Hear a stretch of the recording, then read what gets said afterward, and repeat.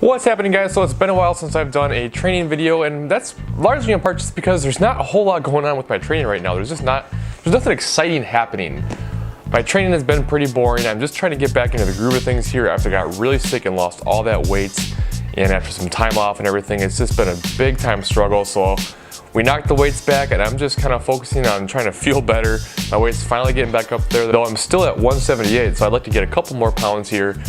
And my main focus has just been really making sure I bury every single squat, and with bench press, making sure that I take really long pauses on every single bench. I don't want to get caught off guard anymore. I want to be as specific as possible with every single rep, so I'm used to it come competition day. There's no dialing it back, there's no surprises from it. I just want to be ready. And really, I mean, I think I kind of subconsciously was just cutting my reps a little bit high every single time, trying to keep those numbers going up, and I wasn't doing it on purpose.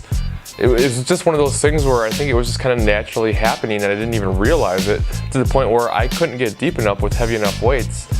And it was just way too questionable. I mean, you could argue that my third rep was good enough, and you could argue that most of my training reps are good enough, but in the eyes of USAPL, it needs to be deep, and I need to be prepared for that. So I need to cut the weight back, I need to bury every single rep, and that's what I'm doing. And then the same thing goes with my benching. You know, I was doing pause benches on everything, but the pauses were pretty small. And when it came to competition time, the pauses were extra long, and I wasn't prepared for it. I wasn't ready for it, and I couldn't do it. So it sucks. It's a little bit hard on the ego to not go training weights back and not be able to move as much, but you know what? It doesn't do you any good to be able to do more weight in training if you can't do it on competition days. So that kind of leads me to the topic that I really wanted to talk about in this video, now that I've talked for quite a while. And it's just about, you know, not only being hard on yourself, but being hard on others, and how that can be really beneficial. And this is one of the things that Ryan Doris was talking to me about at my last meet. And he was just saying, you know, you guys at Powerhouse need to be harder on each other. You guys need to not take it so easy on each other. And you see it,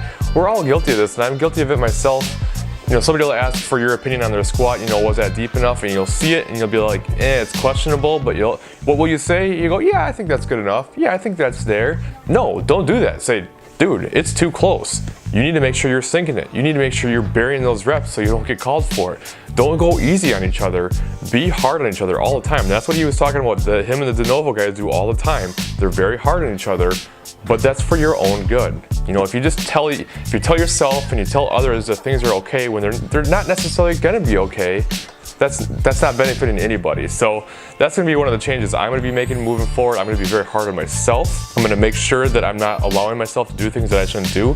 And guess what, people at Powerhouse? If you see me and you ask me, I'm gonna be a heck of a lot more real with you now. So just don't come to me if you want me to just tell you what you want to hear, because I just think that's a really good idea, and I think it's smart, and it can maybe sound a little bit harsh sometimes, but you're not doing anybody any favors by telling them something that they want to hear when it's not necessarily the truth. So that's the main thing I want to talk about.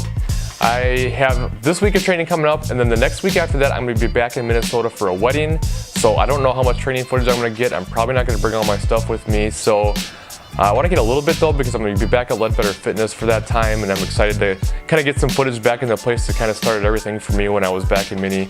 And we'll see what happens. And then the week after that, I've got my surgery, so it's going to be a little hit and miss here for a while, and I'll talk to you guys later about what I'm going to do when I'm off for that month with the surgery. I've got some plans for the channel, going to recruit a little bit of help, so look forward to all that. But that's really all I have for this video. Thank you guys for watching, and I will see you in the next video.